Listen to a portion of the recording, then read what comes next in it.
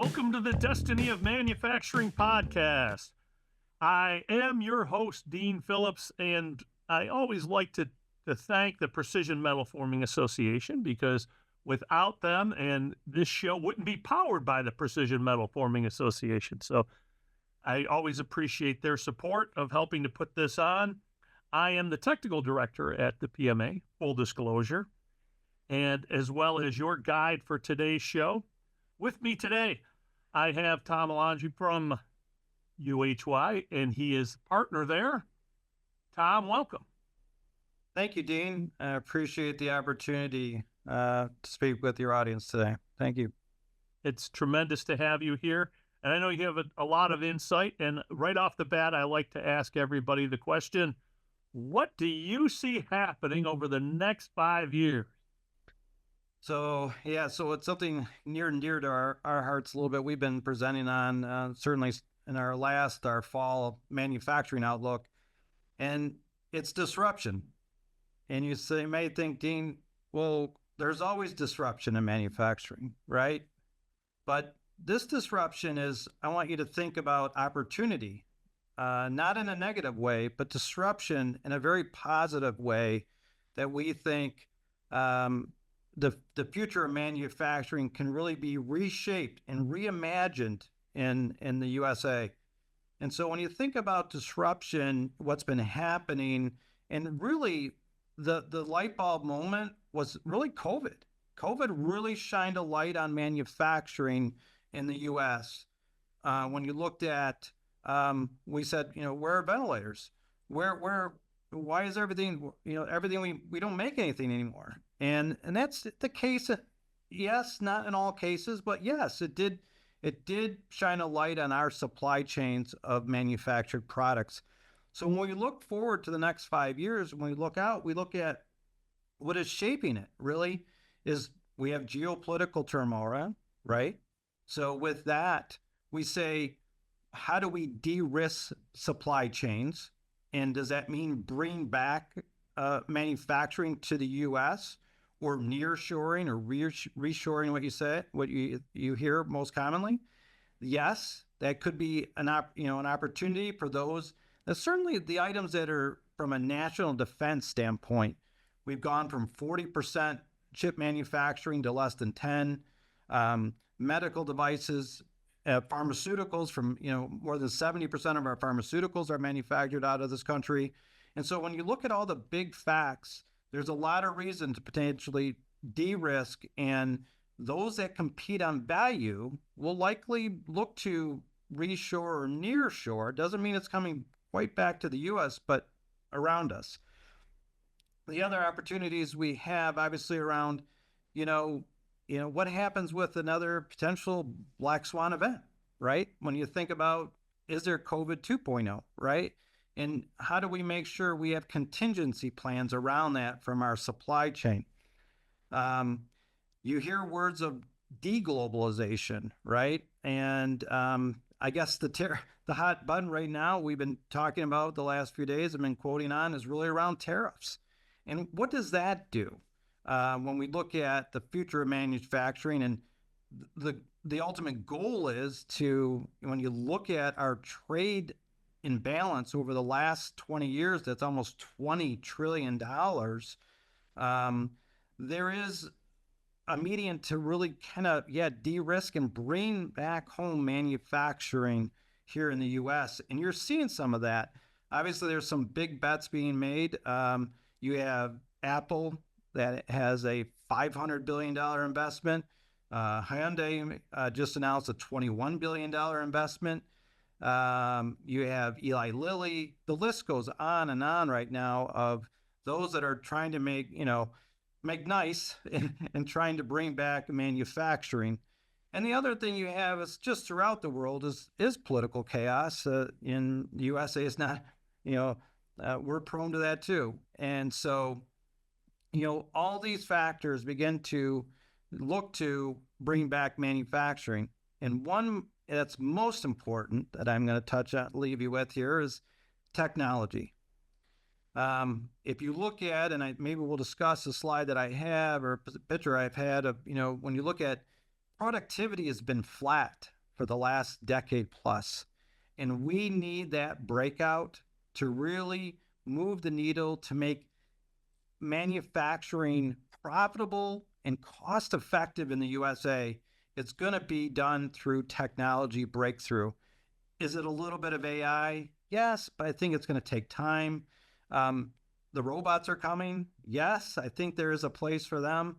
But we really need to look deep in within our organization and building cultures of continuous cost improvement. And that's what we've been helping clients do. You can be competitive. Right. And as part of that, I'd like you to expand on it and tell me a little bit about your background. So I've been very fortunate. I've had a great career with UHY. It's hard to believe I just ticked over 30 years, but I always tell people it's 25 plus. That's so 30. It sounds a little better, but it has been 30 years. I lead the firm's national manufacturing practice and been very fortunate to work with a great team my whole career. You know, you stay because of great people, tremendous talent, from financial to tax to operational. We're really touching clients and looking at their from a holistic approach of where they are in their business journey and whether they're growing. We can help them through growth, through acquisitions. We have a team through strategy. The managed part is very typical when you think of, you know, the audit and tax work. A lot of companies are transforming, so we have a business optimization team, digital transformation team, and ultimately you see we have a lot of baby boomers that are looking to sell. So we do have a corporate finance team that can help with a lot of entrepreneurial companies, either transfer to the next generation or sell to a third party. And that's been a big part of my career. The last 15 years is really helping companies grow. And, maybe it is sell, maybe it is transfer to the next generation. But that has been a really big part of our career, my career. And the big word that we're going to hear more about is really hyperscaling. We need our middle market companies to learn to grow really quickly, and how to do that through whether it's PE, BC, capital. We think there's tremendous opportunity for growth. Excellent. Let's get into depth into some of the comments that you made earlier. Let's talk about first of all what has been shaping the way U.S. manufacturing is going or continues to grow. Yeah, this is one of my favorite slides that I've been using for the last several years, because I get this question. I got it so much coming after COVID. I was like, what happened to manufacturing? How come we don't make stuff anymore? And we were able to put this chart together that really does highlight. And I have another one that has very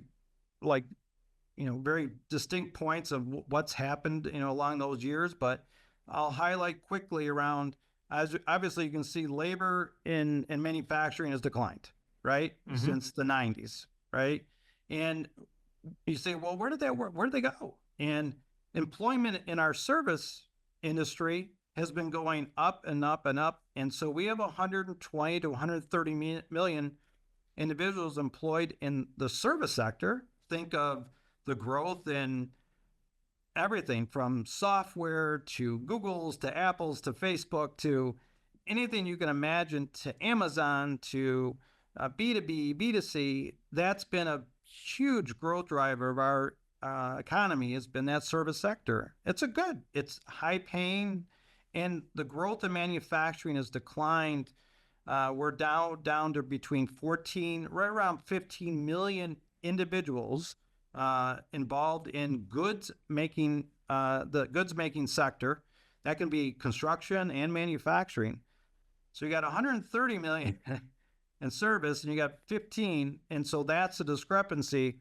And so it really, when you look at the risks that manufacturing is facing, is an aging population, right? We have that.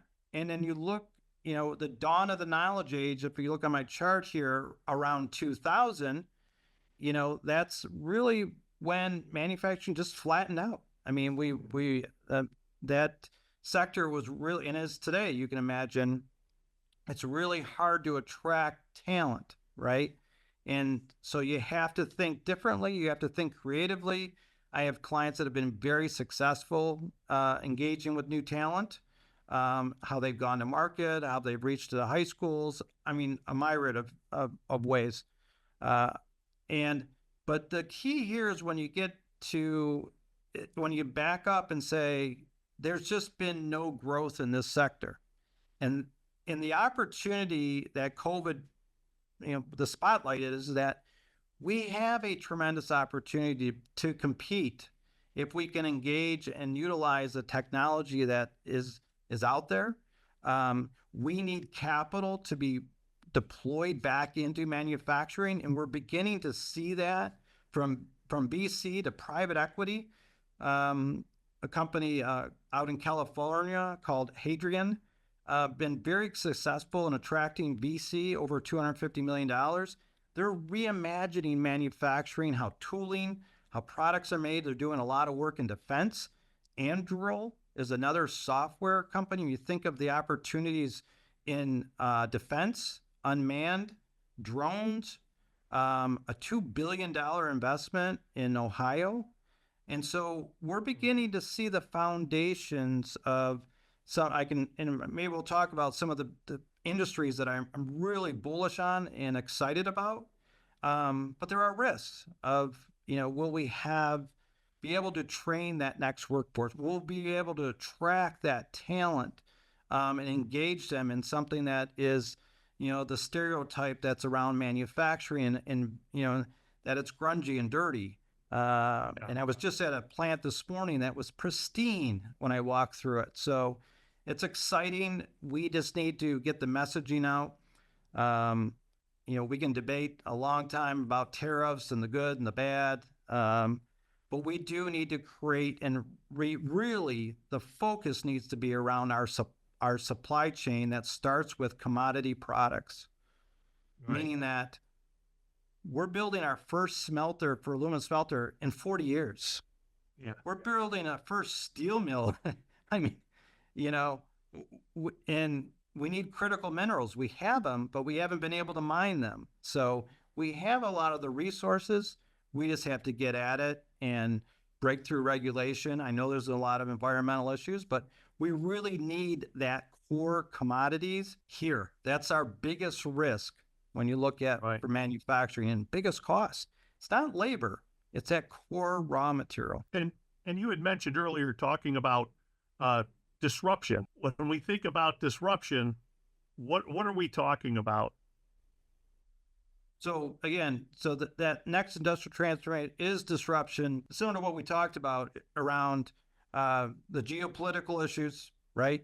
But the opportunities that are being created from these disruptions around geopolitical, black swan events, even labor force, right?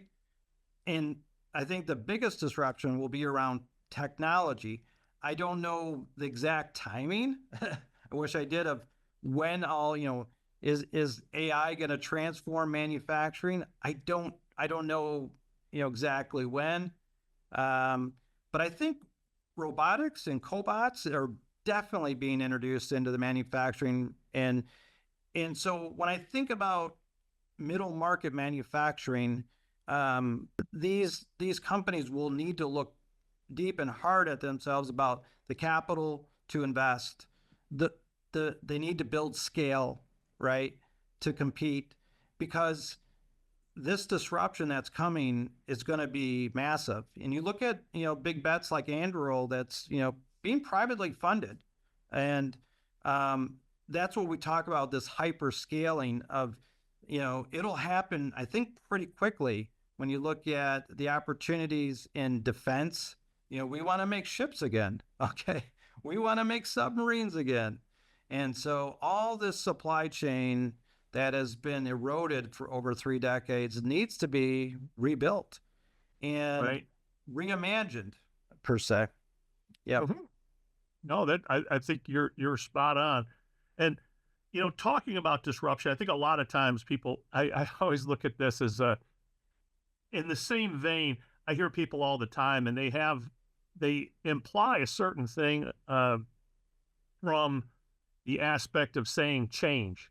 That change is automatically good. You know, climate change, I don't know that anybody would say climate change is a good thing. And I don't know anybody who would say that death is automatically a good thing. They're Mm. all change, but they're not necessarily good things. So let's talk about things that are disruptions that can be positive, but they may also have some pain. They may have some pain associated with those. Yeah, exactly. And these are some of the things that we mentioned. Um, and when we talk about, like I say, disruption, and everyone's like, there's always disruption. There is, but you may not, and again, when I'm talking about these things, these are probably things that are going to be in the next 3 to 5 years that will play out. When we talked about the future of manufacturing, is if things go as planned, we will begin to build out our supply chain, right? We will be able to have more of our raw commodities either mined here or, um, from smelting to steel mills. We need to be able to produce that raw commodity. And that type of disruption is something that is, I think, an opportunity, and it's a very positive thing. Now, many will look at that and go, that's environmental, and that's a big risk. I get it. But I just think we can be very efficient and effective, and protect the environment with the lot of the new technologies that are out there when we build these new facilities and plants. So I'm excited about that. And I Yeah. think, the labor force, that's a tough one, but I think, the labor force opportunity is in that higher skilled echelon. We need our that K through 12. We really need to focus on STEM. We really do need to get people involved in science and technology. Our K through 12 right now, when you look at the world, we're in the bottom quartile. We have some great colleges, don't get me wrong, but our youth are stranded a little bit, and we really need to get back. We really need to get focused again on really developing some of the best talent in the world, which I know we can, and we will get there. And but I'm excited about the U.S. economy is one of the greatest markets in the world. It is, Yeah. and where there's demand, supply will meet. And I'm very bullish about the amount of, I think, resources and capital that will be deployed in manufacturing that I feel like it's been starved of a little bit. So I'm excited to see how that shakes out. Yeah. And when you think about that, how do you see manufacturers stepping up to meet the demand? I know that we've already seen some of the things Yep. with companies like Apple and those ones that have realized, hey, we need to control our own destiny with energy production. We Yep. need to, Energy it's is a big not an one. accident that we're heading in this direction. How do we meet that demand? Yeah. So there are, like you say, the opportunities abound, but there are risks. Those risks now equal opportunity, right? And I think one of the biggest ones we mentioned was the capital to scale. I think we will see more capital from VC and private investment come into this space because of the opportunities. We are seeing tremendous investment right now in aerospace. Given the amount of backlogs of, you know, um, in some cases 15,000 airplanes that are on backlog between Boeing and and other brands. And so tremendous backlog, an opportunity. But the risks are also, we have to build skilled management teams that are able to scale and build. Um, and that'll take time. And I think our skilled labor, we talked about, but we need to get back to our some of our our skilled trades training. Mhm. that, Mexico's done a really, really good job of that. And when I talk to clients that, say, hey, where can I expand? They talk about they're able to expand in Mexico because they have a very robust, trained, you know, um, market of skilled candidates, believe it or not. So we need to get back to that training. Now, we need to attract that talent to this industry also. So we need to get on the bus and really promote, manufacturing as, um, a very fruitful and rewarding career. We may not be Google, we may not have, full service bars, lunch, but there's a lot of opportunity here to really make manufacturing fun again. And so we're excited about that. Um, Price pressures are not going to go away, right? When we think of risks. And this is what we have really been working on with clients for the last several years, really since COVID, is really around, how do we get competitive? We've had several clients that have been competing with, China, and automotive is global pricing, right? Global pricing, Tom, global pricing. I mean, if I had a nickel for every time I heard that.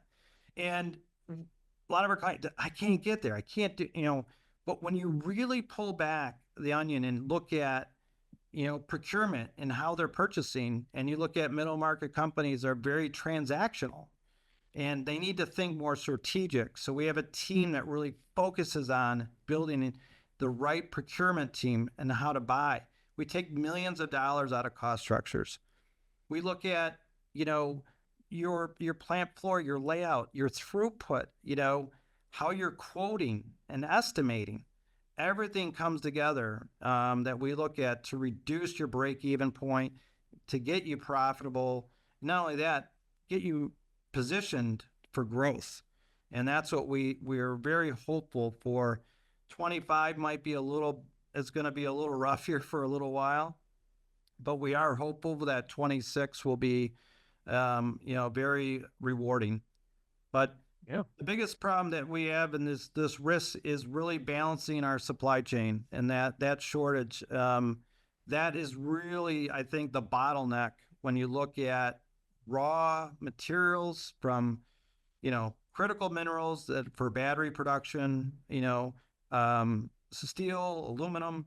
We have to have robust and resilient supply chains that help us de-risk from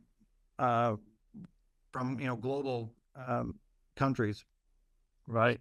And can you tell me a little bit about we had talked a little bit about it, but what are some of the opportunities that you see? What industries here do you see coming out over the next 3, 5, 10 years? Yeah, so we talk about this as, manufacturing is at an inflection point, and we have probably one of the greatest. I want to keep going back to this, but COVID was kind of the light. I mean, that was the very a moment that manufacturing got put back in the spotlight after 3 decades. Everyone's like, we're a service-based guy. Who cares? Everything's fine. Everything's cheap. But now when we step back and go, geez, where are these opportunities? We're kind of following the money a little bit around where VC and private equity is going. Aerospace is very, very hot right now. Tremendous opportunities along that whole supply chain. We mentioned a few of them here between castings and machine parts and, forgings, and the list goes on, but we really like that. It is a high mix, low volume, environment, production wise.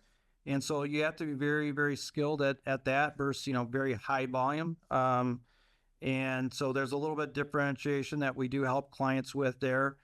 We're still very, everyone kind of poo-pooed on, EVs, but we're still very bullish on electrification. We still feel it's not if, it's when, but, in 2021, we had our automotive outlook, and we had a stop button, and we had a don't panic, and we didn't think, we were very focused on that ultimately BEV will be another product choice. You want a V6, you want a V8, you want a hybrid, you want a full electric. It fits into a product category, and the technology ultimately will determine the winner. And there is tremendous technology that's advancing in battery technology, and Cattell, just announced, a 5-minute charge and a 500 plus mile range. These are all very much game changers. I don't think it fits for every market, but we are still bullish that, and BEV is not that far off our targets of being, between 8 to 10% of new vehicle sales. So we still think we can get to 25% by 2030. I'm still very excited about the products that are coming. And so we are still very excited about that supply chain around automation and equipment and stampings for battery vehicles. Medical is a very, I want to say a search, pun intended, but surgical.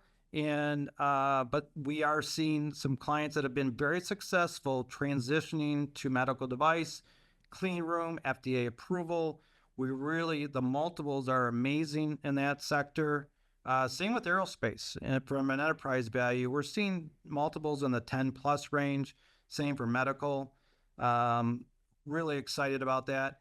Obviously, the chip manufacturing is happening because of partly because of the CHIPS Act, but we need to get back to at least 20-25% of chip manufacturing, and that is the goal. And so that supply chain, a lot of that equipment all comes from overseas. So there's a tremendous opportunity to work to build, equipment and automation and software and very high-end, high-paying jobs. Really excited. Energy one is one that has probably maybe shifted a little bit. No doubt. I think, we're seeing some more investment in nuclear and alternative sources of energy.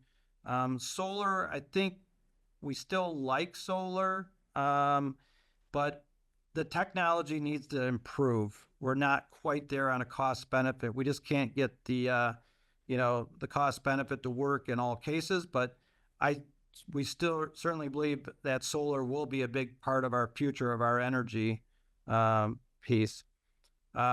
Mining, obviously, right? We feel we got to get back to producing our own raw materials. So logistics, equipment, big booming, and the biggest one. It really depends on government spend, obviously, but there is a tremendous focus on what we call kind of the next generation or the new generation of military, which is unmanned, drone. We want shipbuilding, submarines. I mean, the list goes on and on of, anything along those supply chains. That obviously can be very cyclical and dependent on, fiscal spend. Okay. But these are some industries that we really, really like. And you'll notice not on this list, specifically is automotive. We still see that as a very challenging and race to the bottom environment. Global competition has really caught up. China, when you think back in the 80s, when, Chinese were entering our market, the Japanese were entering our market, we came up with lean and Kaizen events, and now we're chasing something even quicker. And the cost of these vehicles will ultimately, BYD will find their way. Those vehicles will someday find their way into the U.S. landscape, and it will create more competition. So we need to be prepared for that. And our OEMs, are very focused. I'm still very excited about our significant OEMs that are here, which are General Motors, Ford, and Tesla are now the big three. Right. But we do still think automotive will be a very important part of our U.S. manufacturing, but we're definitely excited about a lot of other industries. Sure. So, Tom, we're out of our time here. So, give me a Perfect. quick why you're involved in PMA, first off. PMA, David Klotz, I've known for some time, and obviously manufacturing is near and dear to our hearts, and I've been very passionate about it.